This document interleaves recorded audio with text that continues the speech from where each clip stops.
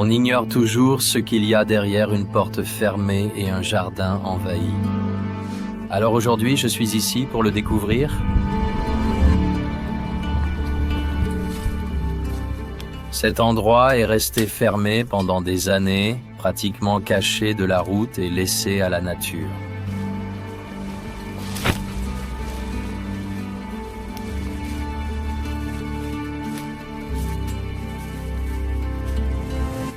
À l'intérieur, toute une vie demeure dans une maison abandonnée depuis près d'une décennie. Les affaires sont restées intactes et c'est l'histoire d'une famille où la musique remplissait autrefois chaque pièce. Regardons de plus près.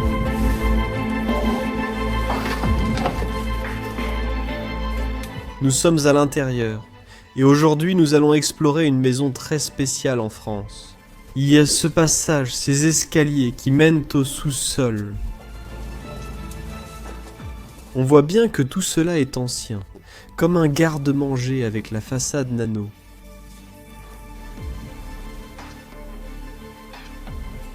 De vieilles bouteilles de vin.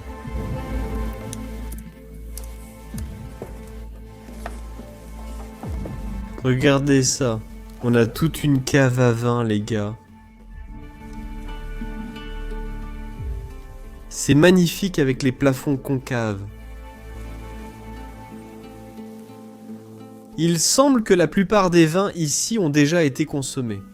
Et il semble aussi qu'ils n'ont pas seulement consommé du vin, mais qu'ils en ont peut-être même produit également. Regarde, on a même encore tous les vieux bouchons ici. Beaucoup de vins blancs, du Riesling, des vins blancs doux. Cette cave à vin n'est que le début. Mince, ils sont vraiment poussiéreux. Rien que d'imaginer qu'ils ont consommé toutes ces bouteilles. À l'étage, la maison s'ouvre alors que nous découvrons pièce après pièce restée intacte, dévoilant peu à peu l'histoire de cette demeure et de ses derniers occupants. J'ai eu peur un instant, mais il y a des chauves-souris qui volent ici. Trouvons un moyen de sortir d'ici.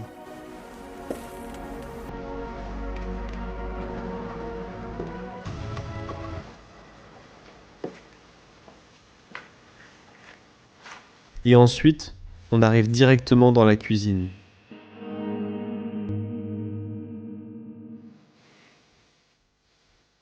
Il reste encore quelques assiettes ici. À gauche, quelques couverts à sécher. Je ne pense pas que l'eau fonctionne encore, mais on ne sait jamais. Non, rien.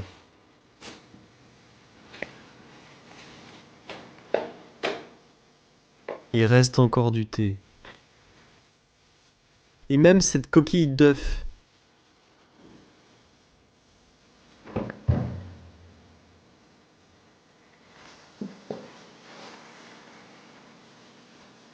Tu peux voir la toile d'araignée qui va du sandwich jusqu'à la porte. Et tout est encore complètement intact et tout est resté à l'intérieur. Comme le jour où la maison a été définitivement quittée.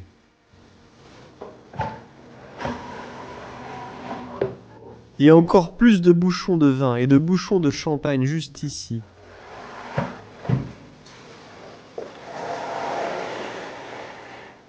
Toutes leurs couverts sont encore laissés dans un tiroir.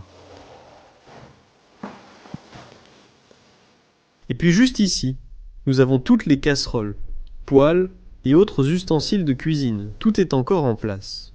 Les gars, aujourd'hui vous allez voir une véritable capsule temporelle.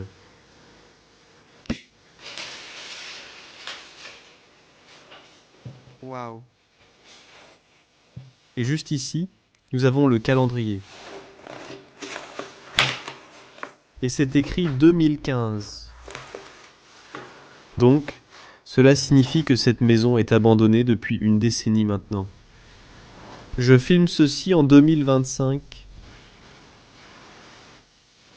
C'est fou. Maintenant, continuons. Car nous avons clairement encore beaucoup à voir dans cet endroit. Et à mesure que j'avance dans la maison, les petits détails commencent à ressortir. C'était pour un vieux stylo, littéralement une araignée qui s'en va. Une vieille peinture de 1925. Maintenant, juste ici, là où le soleil est brillant et entre, nous avons les toilettes. Toujours avec une carte du monde. Il semble que le dernier résident avait vraiment la bougeotte.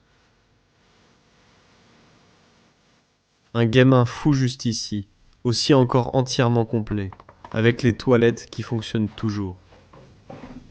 Non. Ces biscuits ont aussi clairement été exposés au soleil pendant un bon moment.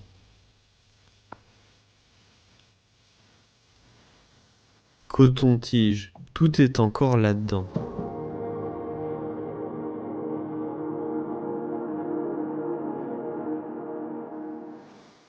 Et puis juste ici, on entre dans une pièce avec un lit, et je pense que c'est le lit où le dernier résident dormait. Et maintenant, laissez-moi vous en dire un peu plus sur elle, parce qu'on va trouver des photos de cette femme dans cette même pièce. Elle s'appelait Huguette, et je crois qu'elle est morte en 2015 quand la maison a été laissée. Depuis lors, on peut voir qu'il n'y avait apparemment aucun membre de la famille, ou du moins personne intéressé à récupérer ses affaires. Il semble bien que depuis lors, tout a été laissé dans cet état. Et c'est triste parce qu'on voit que les vers du bois commencent aussi à ronger les beaux meubles. Cette humidité est nuisible, ce siège cuir. On dirait vraiment que c'était son espace, avec une télévision là dans le coin, et aussi une petite table pour se détendre et profiter d'un repas. Et maintenant, juste ici, la voilà, chère Madame Huguette. On peut voir que la femme était déjà clairement d'un certain âge, qu'elle avait un chien et aussi une mère qu'elle chérissait énormément. Mais maintenant, quelle est la raison pour laquelle tout cela, un musée de sa vie passée, est laissé derrière elle ? C'est à cela que je veux trouver des réponses aujourd'hui. Pièce par pièce, nous explorerons les espaces où Madame Huguette passait ses journées et nous en apprendrons davantage sur la vie qu'elle y menait autrefois. Parce qu'en réalité, c'était sa vie, sa maison. Et elle se dresse maintenant comme un monument de son existence.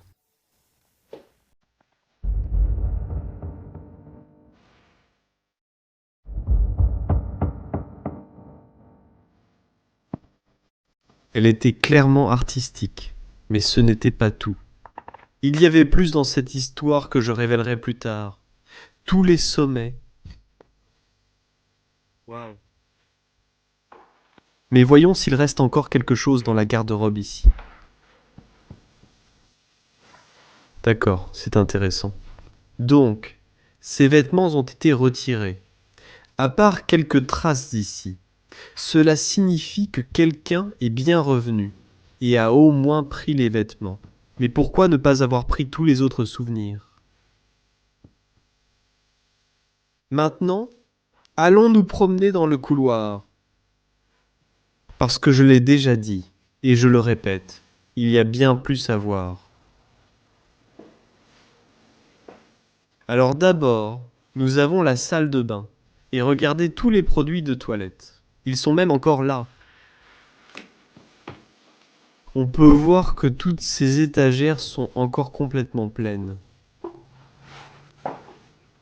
Des lits juste ici. Ces éponges laissées dans le coin. Et même les brosses à dents et tout le reste sont toujours là. Une serviette, une veste. Et même ces serviettes sont encore accrochées ici. Après s'être baignés ou lavés, ils les ont accrochées ici, laissées à sécher, et ils ne les ont jamais reprises. C'est un rappel bouleversant de la vie de Madame Huguette. Mais maintenant, avant d'aller dans cette pièce, qui est le salon principal, Montons à l'étage et regardons ceci. Nous avons tous ces cadres accrochés au mur. Regarde celui-là. « 1959. Je me demande qui a fait toutes ces peintures. Mais c'était peut-être en fait son mari, qui sait. C'est une sorte de pédale avec laquelle on peut jouer.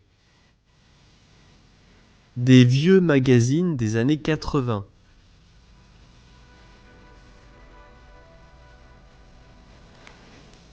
Et on vient d'arriver dans un grenier ici avec plein de vieilles choses entreposées. Et juste là, on peut clairement voir les signes de délabrement. Tout le papier peint se décolle. Et cela nous amène à une autre partie de l'histoire. Parce que ce que nous avons ici à l'écran est en fait l'ancêtre, ou peut-être même le père. Je ne suis pas complètement sûr, je pense qu'il s'agit du père de Madame Huguette. Il était musicien, comme vous pouvez clairement le voir. Il jouait du piano, et elle a en fait suivi les traces de son père.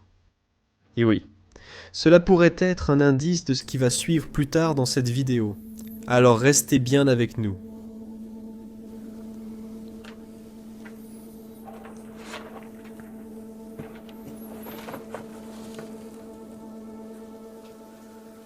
Je commence à être assez sûr que beaucoup des peintures que nous trouvons ont en fait été réalisées par quelqu'un qui vivait là. Oh là là, il y a toute une autre partie ici. Voyons ce que nous pouvons trouver. Parce que dans les greniers, on trouve généralement toujours les plus vieux trésors d'une maison.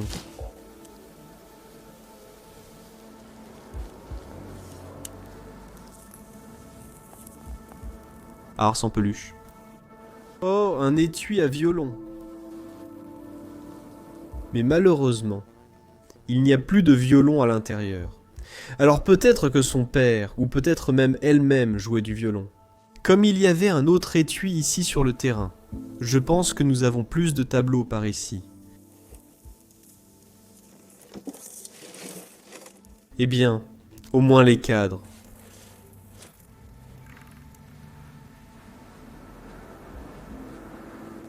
Vous pouvez voir quelques branches et racines commencer à fusionner à travers la structure du toit.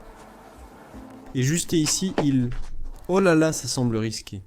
C'était comme si le sol s'effondrait, mais cette plaque de polystyrène a probablement été placée là pour empêcher les oiseaux et les nuisibles d'entrer dans la maison. Et tout simplement, quelqu'un a tendu une bâche en plastique sous le toit pour attraper les fuites.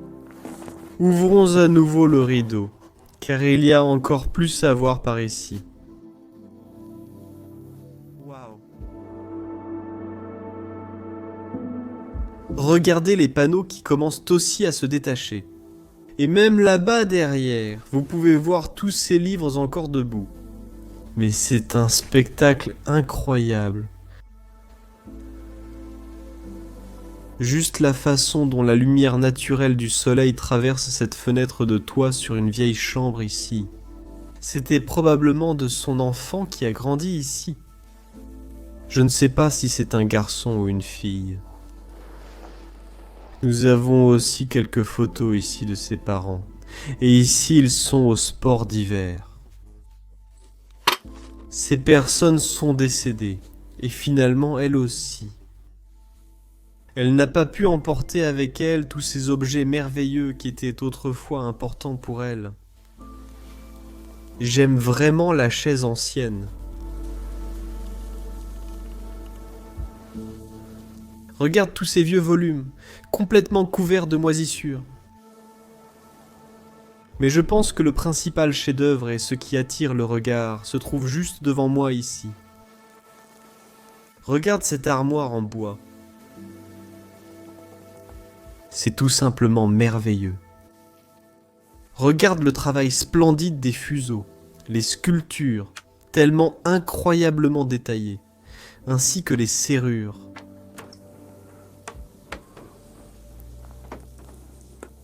Pourtant, Il n'y a qu'une grande quantité de rangements. Cette boîte a l'air intéressante, cependant.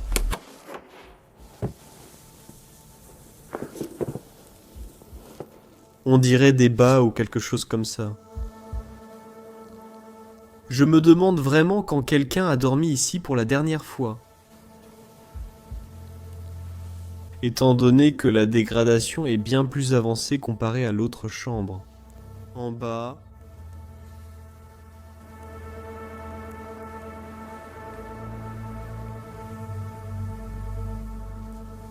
Et de l'autre côté, c'est juste du rangement inutile. Mais bref, redescendons parce qu'il nous reste encore le salon. Et une dernière surprise à vous montrer.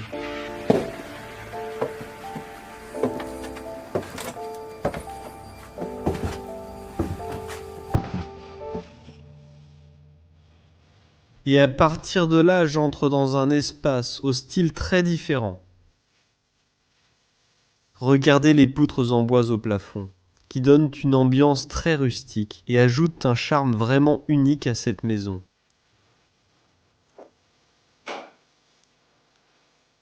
De belles antiquités aussi. J'aime beaucoup la cheminée française ici.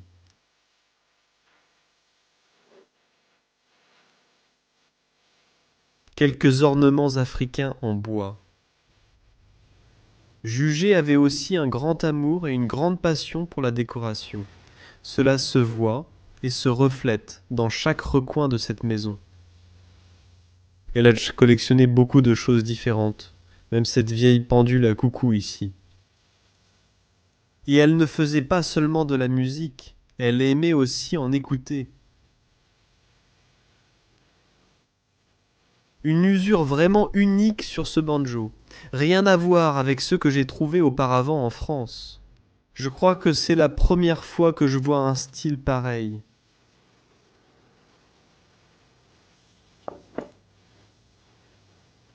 C'était clairement le salon principal, où ils aimaient aussi prendre un verre de vin, peut-être quelque chose de fait maison, ou une bonne liqueur. Une boule magnifiquement peinte ici. Essayez d'imaginer à quoi cette pièce devait ressembler à l'époque, avec la famille assise autour, quand leur enfant vivait encore à la maison avec ses parents. La cheminée avec un feu allumé. La vieille bouilloire servant à préparer du thé ou de la soupe. C'est ce que j'aime en me promenant dans un tel endroit. Simplement laisser mon imagination vagabonder un peu et imaginer comment était la vie ici. Parce que ce n'était pas seulement un bâtiment, c'était la maison de quelqu'un. Quelqu'un a grandi ici, quelqu'un est décédé ici, c'était la vie de quelqu'un. Nous avons encore une autre magnifique armoire. Voyons ce qu'il y a à l'intérieur. Oh, du sucre et des herbes? Donc, dans ce cas, cela aurait aussi pu être comme une salle à manger formelle. Au moins certainement. Quand la famille était encore composée des 3 membres. J'aime beaucoup aussi la lampe. Nous avons vu de magnifiques armoires en bois. Mais en voici une autre, qui a peut-être été fabriquée par la même personne que celle que nous avons trouvée à l'étage. Parce que regardez encore une fois le travail emblématique des fuseaux. Les sculptures complexes. Et à l'intérieur, il contient encore tous les verres en cristal et même des bouteilles d'alcool. Incroyable! Même, il y a encore une roue qui tourne au-dessus, et on peut voir qu'il y a encore un peu d'usure. Une vieille photo, je crois qu'il est écrit Alexandre ou Alexandra. Ville patron vieux bus, Paris, 1947. C'est une note très ancienne. Ça pourrait être une note de ses parents.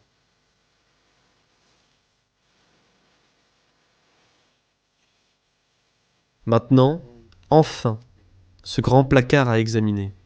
Et ici, nous avons encore quelques vêtements. Intéressant.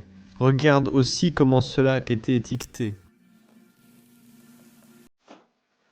On dirait des chaussures d'enfant. Elles auraient aussi pu être portées par Madame Huguette. Quelqu'un s'intéressait aussi clairement à la photographie.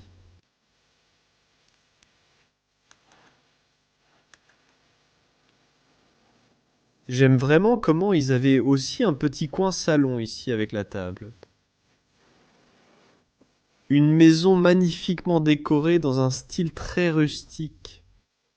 Nous continuons maintenant vers l'ancien couloir principal de la maison.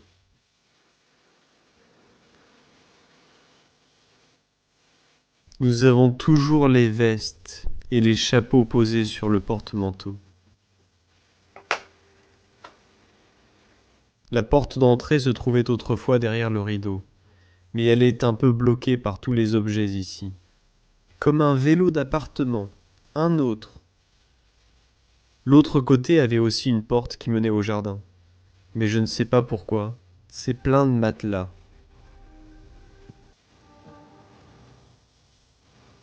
Cela pourrait en fait représenter la maison que nous explorons actuellement. Ça a l'air très familier. Hey Doc 5 Suez. Ça a du sens, parce qu'on trouve une photo du chien. Et maintenant, enfin, c'est l'heure de la grande surprise. Eh bien, regardez ça les gars. Nous avons une dernière pièce avec un magnifique piano à queue.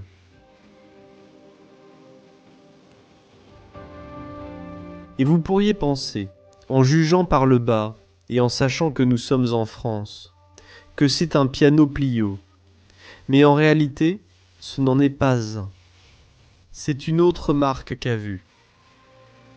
Je ne suis pas sûr d'en avoir déjà trouvé un auparavant, mais celui-ci semble être une pièce de très haute qualité, en excellent état. Tout fonctionne encore parfaitement. Je veux dire, regarde aussi à l'intérieur. Celle-ci est en parfait état. Elle est peut-être dans l'un des meilleurs états que j'ai jamais vus. Dans un endroit abandonné. Tous les livres sont encore sur les étagères. Encore plus de dossiers.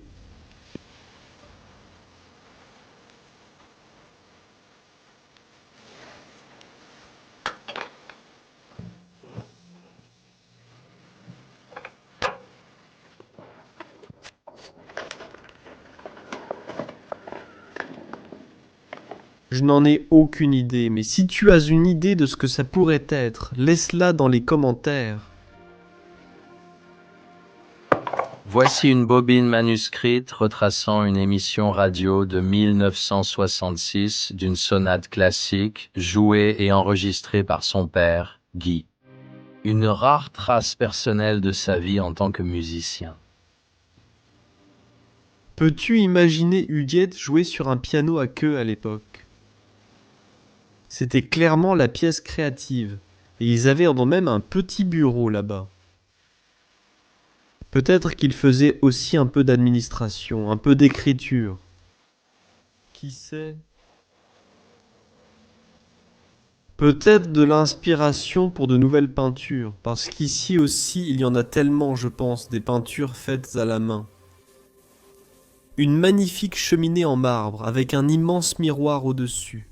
On peut voir toutes les toiles d'araignée, et tous les outils sont encore laissés dans la cheminée. Et enfin, un secrétaire incroyable ici. Tellement de compartiments.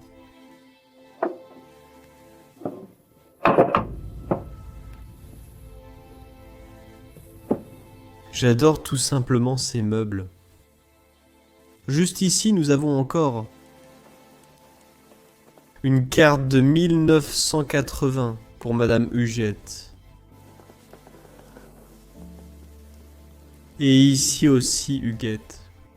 J'aime aussi beaucoup la chaise en osier. Elle a vraiment quelque chose d'unique. Mais de toute façon, je pense que cela conclut la visite de la maison d'une âme très créative et passionnée. d'une amoureuse des chiens, d'une musicienne. Quelqu'un qui a jadis animé ces pièces, ces couloirs de créativité et d'amour. Et actuellement, il ne reste plus que le silence. J'espère que vous avez apprécié cet épisode, mon point de vue et mon approche concernant sa vie passée. Et oui, si ça vous a plu les gars, merci de liker, de vous abonner et de commenter juste en dessous. Et je vous retrouverai à nouveau pour une autre belle aventure dans ce monde passé préservé à jamais. Au revoir. La prochaine fois dans Explomo, je vous emmène dans une maison de contes de fées isolée en Allemagne, ensevelie sous la neige. Abandonnée depuis 1999, cette maison a été presque effacée par le temps et cachée par la forêt.